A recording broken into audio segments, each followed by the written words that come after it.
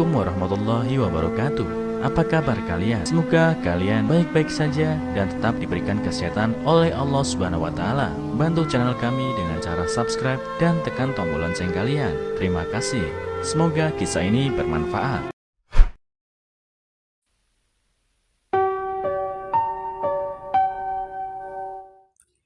Kisah haru pemilik warung yang berikan lauk pada mahasiswa miskin.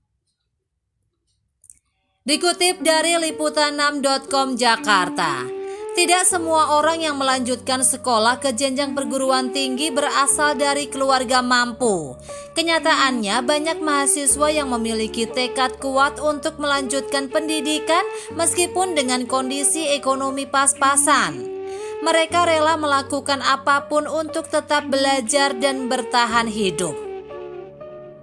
Salah satu kisah mengharukan baru-baru ini viral di situs berbagi video YouTube dengan akun bernama Info Kisah Nyata. Video yang hanya menampilkan kata-kata cerita tersebut telah ditonton sebanyak 4 juta kali dan disukai lebih dari 20.000 penonton. Video tersebut menampilkan cerita seorang mahasiswa yang hanya memesan nasi putih selama kuliah. Namun sang penjual nasi membantu anak tersebut dengan menyelipkan daging cincang di dalam nasi. Berikut kisahnya. Mahasiswa itu hanya membeli nasi tanpa lauk. Seorang mahasiswa tiap hari hampir memesan nasi putih ketika hendak makan di sebuah warung. Tak ada pesanan lauk atau kuah. Pemuda itu hanya meminta diambilkan nasi putih saja lalu memakannya.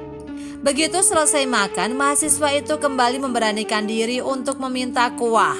Sang pemilik warung makan pun tak sungkan dan memberikannya secara gratis. Namun sang pemuda tak tinggal diam. Diketahui kuah yang dia dapatkan secara gratis, dia kembali memesan 1 piring nasi. Dia pesan bukan untuk dimakan lagi, melainkan sebagai bekal ia untuk makan siang saat berada di kampus. Si penjual merenung sejenak. Anak itu mungkin berasal dari keluarga tak mampu. Lalu secara diam-diam dia menaruh sesendok penuh daging cincang ke bawah kotak makanan. Dia bahkan menambahkan sebutir telur kecap. Baru kemudian menutupnya dengan sekotak penuh nasi putih. Pemilik warung makan selalu memberinya lauk dengan meletakkan di bawah nasi. Si nyonya pemilik buffet itu tahu suaminya bermaksud membantu anak itu. Namun dia bingung, kenapa tidak meletakkan begitu saja dagingnya di atas nasi, malah menyembunyikannya di bawah. Lauk itu sengaja dia sembunyikan di balik balutan nasi, supaya sang anak tak mengira bahwa dia sedang bersedekah, sekaligus menjaga perasaan dirinya. Mata anak itu berkaca-kaca dan meneteskan air mata, tapi tidak diketahui oleh Pak Sutri yang baik hati itu. Sejak itu, anak itu hampir selalu datang setiap senja. Dia selalu makan semangkuk di warung dan semangkuk untuk dibawa pulang. Tentu saja di bawah mangkuk nasi yang dibawa pulang itu selalu terpendam rahasia yang tidak sama setiap hari. Sampai akhirnya anak itu lulus dan 2 dekade berikutnya tidak pernah terlihat lagi sosok bayangan anak itu di warung prasmanan tersebut. 20 tahun kemudian warung makan akan dibongkar paksa.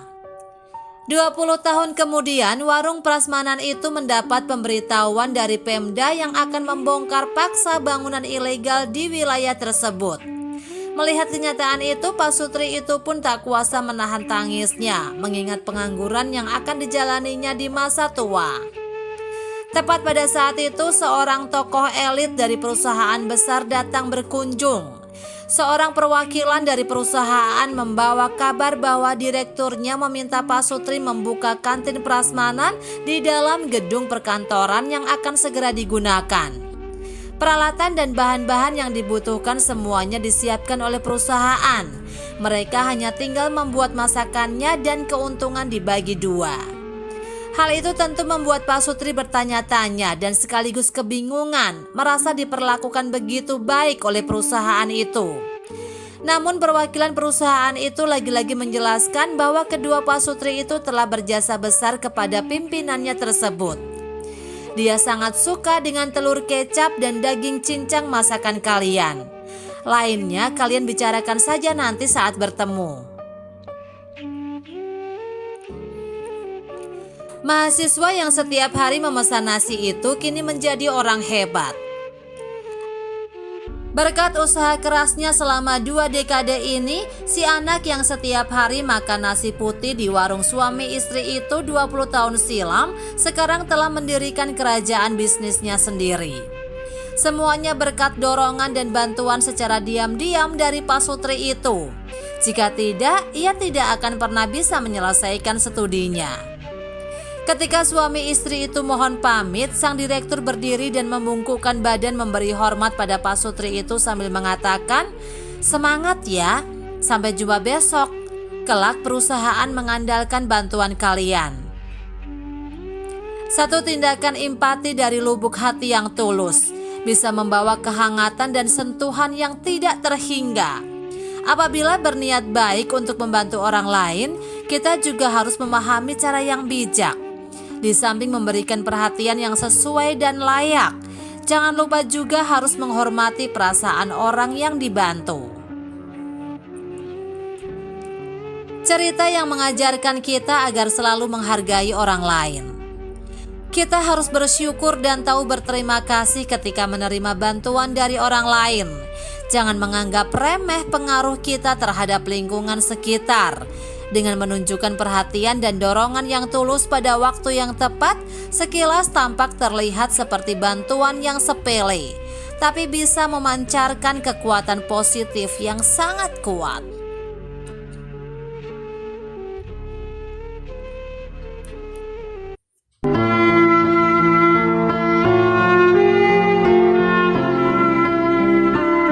Assalamualaikum warahmatullahi wabarakatuh. Apa kabar kalian? Semoga kalian baik-baik saja dan tetap diberikan kesehatan oleh Allah Subhanahu wa taala. Bantu channel kami dengan cara subscribe dan tekan tombol lonceng kalian. Terima kasih. Semoga kisah ini bermanfaat.